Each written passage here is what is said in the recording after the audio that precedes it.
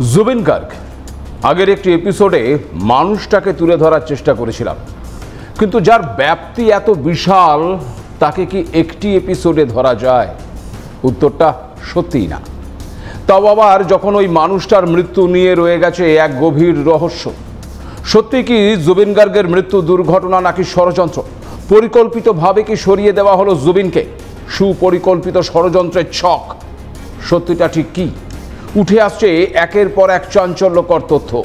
এবার চলে এসেছে ওই ভিসেরা রিপোর্ট। কিন্তু আসল সত্যটা কি আদৌ জানা যাবে, নাকি বিশ্বের বহু বিখ্যাত তারকার মতো এই জুবিনের মৃত্যুও রহস্যের জালেই ঢাকা থেকে যাবে? সে জাল ছিঁড়ে সত্যি কি কখনো বের হবে? না, সত্যটা প্রকাশ্যে আসতে দেবেন ওই ক্ষমতাধরেরা। নমস্কার, আপনারা দেখতে শুরু করেছেন এডিটার্স ডায়েরি। আমি ভাস্কর দত্ত আরও একটি এপিসোডে আপনাদেরকে স্বাগত জানাই। চলতি বছরে পুজোর ঠিক আগেই একটি খারাপ খবর আসে। সিঙ্গাপুরের নর্থ ইস্ট ফেস্টিভ্যালে 20 থেকে 21 সেপ্টেম্বর পারফর্ম করার কথা ছিল ওই জুবিন গার্গের। দিনটা ছিল 19 সেপ্টেম্বর। হঠাৎ জানা যায় সমুদ্রে সাঁতার কাটার সময় অসুস্থ হয়ে সুরের সফর চিরতরে শেষ হয়েছে ওই রেভিলিয়ান গায়ক জুবিন গার্গের।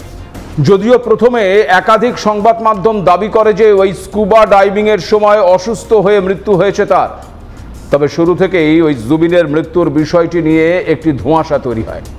অসম পুত্র জুবিনকে হত্যা করার অভিযোগ ওঠে। রহস্য ঘনীভূত হয় ইয়া আলী খ্যাত গায়ক ওই জুবিনের মৃত্যু ঘিরে। সিঙ্গাপুর থেকে পাঠানো ডেথ সার্টিফিকেটে মৃত্যুর কারণ জলে ডোবা বলে উল্লেখ করা হয়। উত্তর পূর্ব ভারতের রকস্টারের অকাল মৃত্যুতে গোটা অসম কান্নায় ভেঙে পড়ে। শোকের ছায়া দেশ ছাড়িয়ে পৌঁছয় ওই বিদেশের মাটিতেও। কিছু কিছু সংবাদ মাধ্যমে দাবি করা হয় যে সিঙ্গাপুরে স্কুবা ডাইভিংয়ের সময় দুর্ঘটনাবশত সমুদ্রে পড়ে গিয়ে জ্ঞান হারান জুবিন। তাকে জল থেকে তোলে ওই সিঙ্গাপুর পুলিশ, আর জল থেকে তুলেই জুবিনকে সিপিআর দেওয়া হয়, নিয়ে যাওয়া হয় হাসপাতালে।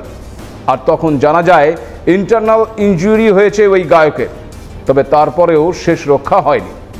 এর মধ্যেই আবার ভাইরাল হয় একটি ভিডিও, যেখানে ওই জুবিনকে লাইফ জ্যাকেট পরে সমুদ্রে ঝাঁপ দিতে দেখা যায় এবং আনন্দ উপভোগ করতেও দেখা যায়। তখন বেশ কিছু খবরে বলা হয় যে তিনি পরে নৌকোয় ফিরে আসেন এবং লাইফ জ্যাকেটটি খুলে আবার নাকি ওই নৌকোয় গিয়ে ঝাঁপ দেন, আর তারপরেই তার মৃত্যু হয়। এদিকে জুবিনের স্ত্রী গরিমা আশঙ্কা প্রকাশ করেছিলেন স্বামীর মৃত্যু নিয়ে। জুবিন ক্লান্ত থাকা সত্ত্বেও তাকে কেন পিকনিকে এবং সাঁতার কাটতে নিয়ে যাওয়া হয়েছিল? তাহলে কি তার শরীর স্বাস্থ্যের বিষয়ে অবহেলা হয়েছিল? প্রশ্ন তোলেন তিনি। এছাড়াও তার স্ত্রীর দাবি করেছেন যে জুবিনের মৃত্যুর আগের দিনও রাতে তার সঙ্গে কথা হয়, আর তখনও কোনো পিকনিকের পরিকল্পনার কথা তাকে জানাননি জুবিন। তার সন্দেহ, তাহলে কি হঠাৎ করেই হয় এই গোটা প্ল্যানটি? স্ত্রী গরিমা আরও জানান, জুবিনের মৃগীসহ একাধিক শারীরিক অসুস্থতা ছিল। চিকিৎসকরা তাকে আগুন এবং জল থেকে দূরে থাকতে বলেছিলেন, একথা তার ম্যানেজার জানতেন। তারপরেও কিভাবে জুবিনকে নিয়ে যাওয়া হলো? কেন কোনো চিকিৎসক বা নিরাপত্তা ব্যবস্থা রাখা হলো না, তা নিয়েও প্রশ্ন তুলেছেন গরিমা। এরই মধ্যে আবার ওই অসমের মুখ্যমন্ত্রী হেমন্ত বিশ্ব শর্মা জানান, জুবিনের মৃত্যু নিয়ে যতগুলো এফআইআর দায়ের হয়েছে সবগুলোকে একত্রিত করে সিআইডিকে দেওয়া হবে তদন্তের দায়িত্ব। পরে অবশ্য সিট গঠন করা হয়। তারপরেও 4 অক্টোবর সরকার গঠন করে একটি বিচার বিভাগীয় কমিশন, যার দায়িত্বে রয়েছেন গুয়াহাটি হাইকোর্টের বিচারপতি সৌমিত্র সাইকিয়া। তাকে 6 মাসের মধ্যেই তদন্তের রিপোর্ট জমা দিতে বলা হয়েছে। সিঙ্গাপুরে জুবিন গার্গের মৃত্যু স্বাভাবিক নয় দাবি তুলেছিলেন গায়কের পরিবার এবং তার ভক্ত সমর্থকরা। অনুগামীরা সন্তুষ্ট ছিল না তার ওই ময়না তদন্তের 2টি রিপোর্ট নিয়েও। 1 অক্টোবর গ্রেপ্তার করা হয় জুবিনের ম্যানেজার সিদ্ধার্থ শর্মা এবং অনুষ্ঠানের আয়োজক শ্যাম কানু মাহান্তকে। জুবিনের মৃত্যুর তদন্তে ইতিমধ্যেই বিশেষ দল গঠন করা হয়েছে। শ্যাম কানু সিঙ্গাপুরে গা ঢাকা দিয়েছিলেন। তাকে দিল্লি বিমানবন্দর থেকে গ্রেপ্তার করেছে পুলিশ। অন্যদিকে ওই সিদ্ধার্থকে গুরগাঁওয়ের একটি ফ্ল্যাট থেকে গ্রেপ্তার করে পুলিশ। কোনো দোষ না করে থাকলে তারা এই পালিয়ে বেড়াচ্ছিলেন কেন? কেন ইন্টারপোলের মাধ্যমে ওই শ্যামকানু এবং সিদ্ধার্থের বিরুদ্ধে লুকআউট নোটিশ জারি করতে হয়? তাহলে কি সত্যি জুবিনের মৃত্যুর নেপথ্যে এদের কোনো হাত আছে, নাকি নিছক ভয়েই পালাচ্ছিলেন তারা? জুবিনের মৃগীরোগ ছিল। এর আগেও 2022 সালে অসমের ডিব্রুগড়ে একটি রিসর্টে পড়ে গিয়ে গুরুতর আহত হয়েছিলেন জুবিন। দ্রুত তাকে একটি বেসরকারি সুপার স্পেশালিটি হাসপাতালে নিয়ে যাওয়া হয়। সেখানে এমআরআই স্ক্যানের মাধ্যমে জানা যায় যে তিনি মৃগী রোগে আক্রান্ত। একজন মৃগী রোগী হওয়ার পরেও কেন স্কুবা ডাইভিংয়ের ঝুঁকি নিয়েছিলেন তিনি? নাকি তাকে এই ঝুঁকি নিতে বাধ্য করা হয়েছিল? উঠছে এই প্রশ্নটাও। কারণ জুবিনের স্ত্রী গরিমা জানিয়েছেন, ফোনে তার সঙ্গে কথা বলার সময় জুবিন তাকে পার্টির কথা কিচ্ছু বলেননি। সম্ভবত জুবিন নিজেই জানতেন না। আর এখানেই রহস্য ঘনীভূত হচ্ছে। এই ঘটনায় সিদ্ধার্থ ওই শ্যামকানুর পর গ্রেপ্তার করা হয় ব্যান্ড সদস্য সঙ্গীত শিল্পী শেখর জ্যোতি গোস্বামী এবং অমৃত প্রভা মাহান্তকে। 19 সেপ্টেম্বর জুবিনের সঙ্গে ছিলেন তার কাজিন সন্দীপন গর্গ। 8ই অক্টোবর তাকেও গ্রেপ্তার করেছে পুলিশ। জানা গেছে এই ঘটনার সময় সন্দীপন ওই ঘটনাস্থলেই নাকি উপস্থিত ছিলেন। এই সন্দীপন সম্প্রতি পুলিশ সার্ভিসেও যোগ দিয়েছিল। এর আগে তিনি মডেলিং এবং অভিনয়ের সঙ্গে যুক্ত ছিলেন। জুবিনের শেষ যাত্রার সময় সন্দীপনের ভূমিকা সম্পর্কে গরিমা জানিয়েছিলেন, ওই সন্দীপন নিজেই সিঙ্গাপুর যাওয়ার ইচ্ছা প্রকাশ করেছিল, কারণ এর আগে সে কখনো বিদেশে যায়নি। আর জুবিনও নাকি সন্দীপনকে সঙ্গে নিতে পেরে মনে মনে বেশ খুশিও হয়েছিলেন। অন্যদিকে এক বিস্ফোরক অভিযোগ আনেন ওই জুবিন গর্গের আরেক ব্যান্ডমেট শেখর জ্যোতি গোস্বামী। তার দাবি, সিঙ্গাপুরে বিষ প্রয়োগ করা হয়েছিল ওই গায়কের ওপর। গোটা ঘটনাটিকে দুর্ঘটনা বলে সাজিয়ে ধামাচাপা দেবার চেষ্টা করেছেন জুবিনের ম্যানেজার সিদ্ধার্থ শর্মা এবং অনুষ্ঠানের আয়োজক শ্যামকানু মাহান্ত। গোস্বামীর আরও অভিযোগ, সিঙ্গাপুরের প্যান প্যাসিফিক হোটেলে সিদ্ধার্থ শর্মার আচরণ ছিল নাকি সন্দেহজনক। ঘটনার দিন ইয়টে বেড়াতে গিয়ে এই শর্মা জোর করে বোটের নিয়ন্ত্রণ নিজের হাতে নিয়ে নেয়। ফলে মাঝ সমুদ্রে সেটি বিপজ্জনকভাবে দুলতে থাকে। শুধু তাই নয়, তিনি নাকি সিঙ্গাপুরে থাকা অসম অ্যাসোসিয়েশনের সদস্য ওই তন্ময় ফুকনকে জানান পানীয়র ব্যবস্থা তিনি নাকি নিজেই করবেন, অন্য কাউকে আর কিচ্ছু আনতে হবে না। তাছাড়া গোস্বামীর আরও দাবি ছিল যে জুবিন একজন দক্ষ সাঁতারু ছিলেন, এমনকি তিনিই তাদের প্রশিক্ষণ দিয়েছিলেন সাঁতারে। ফলে তার ডুবে মারা যাওয়ার প্রশ্নই ওঠে না। অর্থাৎ এখানেও রহস্য। এরপর 10ই অক্টোবর অসম পুলিশ গ্রেপ্তার করেছে ওই জুবিনের 2 ব্যক্তিগত দেহরক্ষীকে। অর্থাৎ ইতিমধ্যেই জুবিনের মৃত্যুতে 7 জনকে গ্রেপ্তার করা হয়েছে। জানা যাচ্ছে জুবিনের এই 2 দেহরক্ষীর নাম নন্দেশ্বর বোরা এবং পরেশ বৈশ্য। আগের এপিসোডে আপনাদেরকে বলেছিলাম যে 2013 সালে বিহু উদযাপনের সময় হিন্দি গান গাওয়ার জন্য ওই উলফার থেকে খুনের হুমকি পেয়েছিলেন জুবিন। তখন থেকেই তার বাড়তি নিরাপত্তা দেওয়া হয়। আর সেই সময় থেকেই এই 2 নিরাপত্তা আধিকারিক ছিলেন জুবিনের নিরাপত্তার দায়িত্বে। এদের দুজনের ব্যাংক অ্যাকাউন্টে 1 কোটি টাকারও বেশি লেনদেন হয়েছিল। এই 2 নিরাপত্তা রক্ষীর একজনের অ্যাকাউন্টে 70 লক্ষ টাকা এবং অন্যজনের অ্যাকাউন্টে 40 লক্ষ টাকার লেনদেনের খবর পাওয়া গেছে, যা তাদের ওই সরকারি বেতনের থেকে অনেকটাই বেশি। এর মধ্যে তদন্ত চালিয়ে যেতে থাকে জুবিন গার্গের মৃত্যু রহস্য সমাধানে গঠিত সিট। তারা জানায় ওই 2 আধিকারিক জুবিনের সঙ্গে সিঙ্গাপুরে যাননি। তাহলে তাদের অ্যাকাউন্টে এত টাকা এলো কেন এবং কিভাবেই বা এলো? প্রশ্ন এটাও। এছাড়া সিট সিঙ্গাপুরের আসাম অ্যাসোসিয়েশনের সদস্য রূপকমল কলিতাকে জিজ্ঞাসাবাদ করেছে, যিনি ওই নৌকো ভ্রমণের অন্যতম আয়োজক ছিলেন। তদন্তকারীরা সিঙ্গাপুরে বসবাসরত আরও 10 জন অসমীয় নাগরিককে নতুন করে সমন পাঠিয়েছেন বলেও খবর। জুবিন গর্গের মৃত্যু নিয়ে প্রশ্ন আরও গভীর হচ্ছে দিন দিন। ইতিমধ্যেই জুবিনের স্ত্রী দাবি করেছেন যে তদন্তের গতি অত্যন্ত মন্থর। অসম পুলিশ চাইলেই এই রহস্যের জট ছাড়াতে পারে, কিন্তু সব কিছুর জন্য প্রয়োজন হচ্ছে ইচ্ছে। গরিমা আরও জানিয়েছেন, সিঙ্গাপুর থেকে জুবিনের দেহ ফেরার পর অসম পুলিশ দ্বিতীয়বার ময়নাতদন্ত করে তার হাতে রিপোর্ট দিয়েছে, কিন্তু তিনি সেটি নিজের কাছে রাখতে চাননি। তার মতে ওই রিপোর্ট তার ব্যক্তিগত সম্পত্তি নয়, বরং রাষ্ট্রের সম্পত্তি।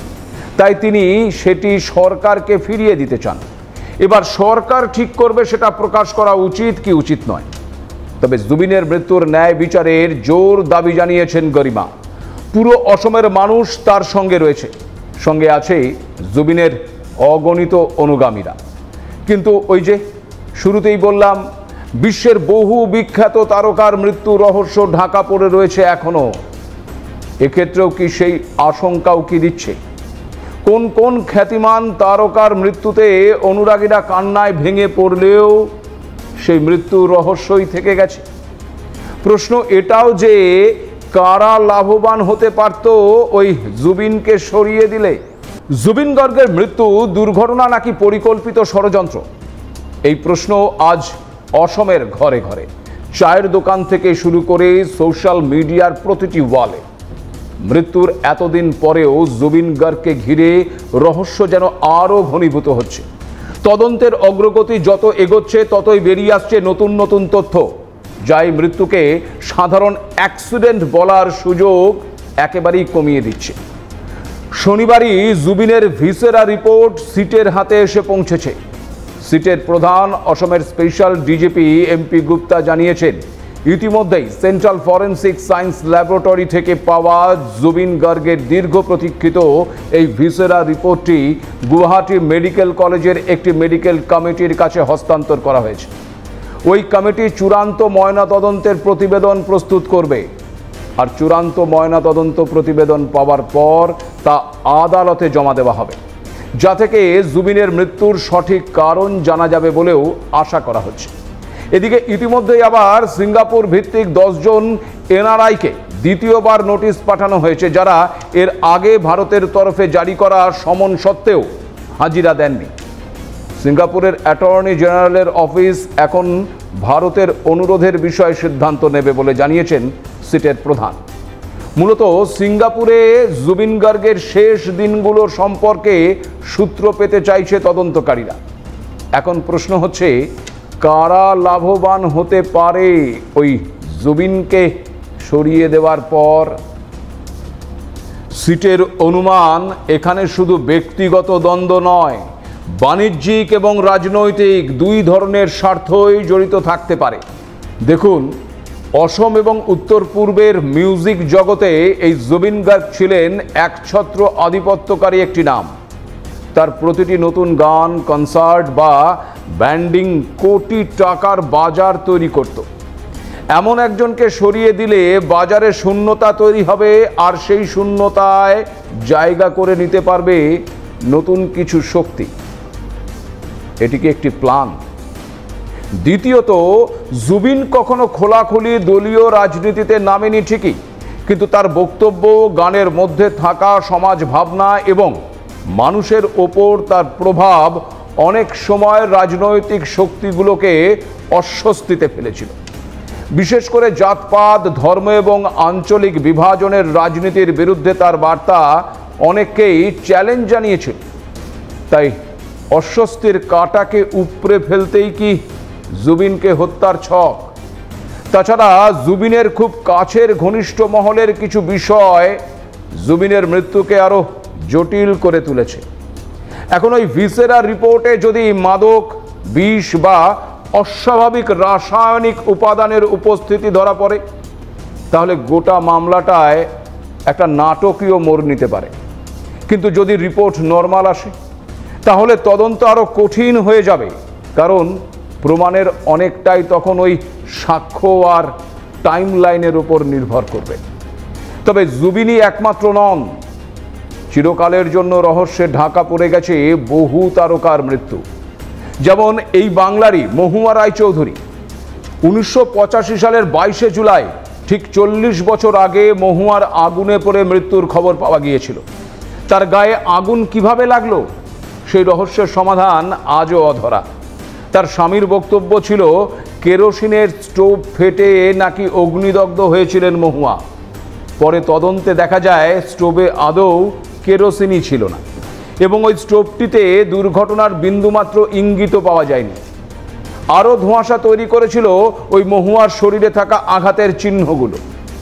মহুয়ার মৃত্যু ঘিরে প্রহেলিকা আজও অবসান হয়নি।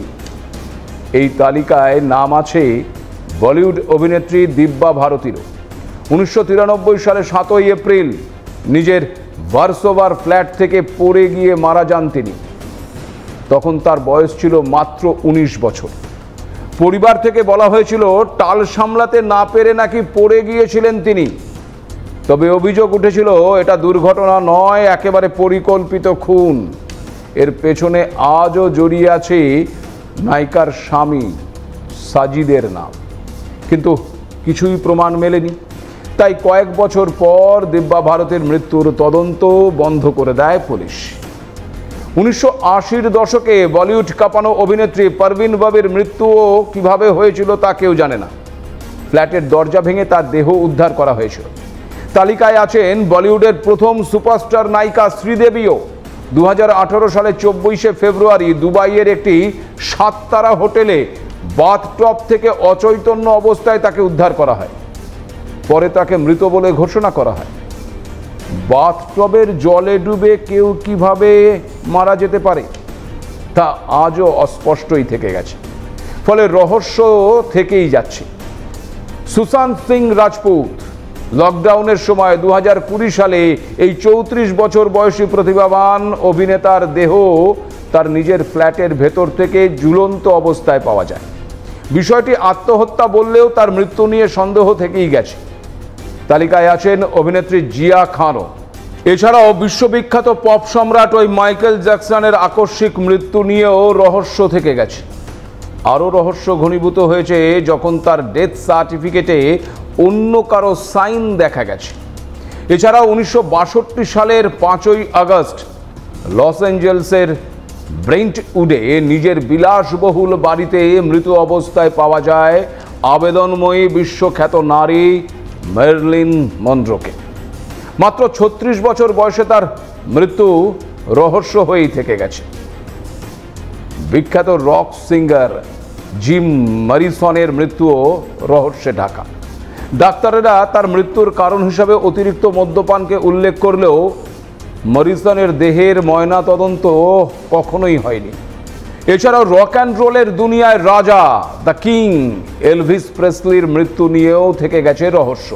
তাছাড়া আপনাদের নিশ্চয়ই মনে থাকবে যে এই চলতি বছরের জুলাই মাসের শুরুতেই পাকিস্তানের প্রতিরক্ষা দপ্তরের আবাসনের ভেতর থেকে উদ্ধার হয়েছিল অভিনেত্রী হুমায়রা আসগরের পচা গলা দেহ। সেই রহস্যের সমাধানও আজও হয়নি। ফলে বিনোদন জগতের রহস্য মৃত্যুর ইতিহাস নতুন নয়। জুবিনের ঘটনা যেন সেই দীর্ঘ তালিকায় নতুন একটি অধ্যায় যোগ করল। তবে যেভাবে অনেক তারকার মৃত্যু আজও রহস্যের অন্ধকারে ঢাকা, তেমনটা যেন ওই জুবিনের ক্ষেত্রে না হয়। এমনটাই চাইছেন জুবিনের ভক্ত, তার পরিবার সহ লাখো লাখো মানুষ, চাইছি আমরাও। জুবিন গার্গ বলেছিলেন, মোর কোনো জাতি নাই, মোর কোনো ধর্ম নাই, মই মুক্ত, মই কাঞ্চনজঙ্ঘা। এই মুক্ত কণ্ঠস্বরকে কেউ বা কারা কি স্তব্ধ করতে চেয়েছিল? এই প্রশ্নের উত্তর এখনোই তদন্তকারীরাই দিতে পারে। ঝড়ের সাথে যার বহুদিনের নাচন, আঁধারি সত্য যার বহুদিনের আপন, সেই মানুষটার মৃত্যুর সত্যের অপেক্ষা আমাদের সকলের। পরিশেষে তাই আবারও বলবো, জয় জুবিনদা, জাস্টিস ফর জুবিনদা। আজ এ পর্যন্তই, নমস্কার।